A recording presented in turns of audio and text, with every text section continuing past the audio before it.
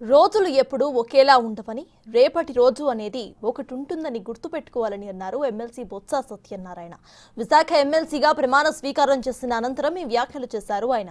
ఎన్ని ఇబ్బందులు ఎదురైనా, ఒత్తిళ్లు వచ్చినా కూడా తమ పార్టీ నేతలు వెనకడుగు వేయలేదని అన్నారు. కూటమి ప్రభుత్వం ప్రజలకు ఇచ్చిన హామీలు అమలు చేయాలని డిమాండ్ చేశారు. తప్పు చేస్తే ఎవరికైనా శిక్ష పడాలని అన్నారు ఆయన. అలా అని తప్పు చేయని వాళ్లను అక్రమ కేసుల్లో ఇరికిస్తే భవిష్యత్తులో ఇబ్బందులు పడతారని చెప్పారు. తమ పాలనపై ఏ విచారణ చేస్తారో వాళ్ళ ఇష్టమని, దేనికైనా సిద్ధమేనని అన్నారు బొత్స సత్యనారాయణ. అధికారంలో పెడుతున్నారు, లేదా మా అమ్మాయి పెడుతున్నారు, లేదా తీరం పెడుతున్నారు అనే దానికి నేను దానికి పోను. తప్పు చేసిన వాడు శిక్ష అనుభవించవలసిందే. నేను దానికి వ్యతిరేకం కాదు. అయితే ఎప్పుడు తప్పు చేయని వాడిని కానీ తప్పు చేసినట్టుగా నిరూపించి వాడిని చేయగలని వస్తే జరిగే పరిణామాలు ఉట్టిపోదు.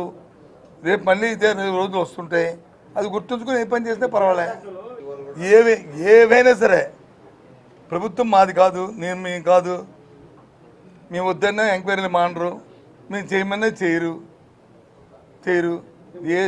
ఏదైనా సరే చేసుకుని తప్పు చేస్తే తప్పు జరుగుతుంది.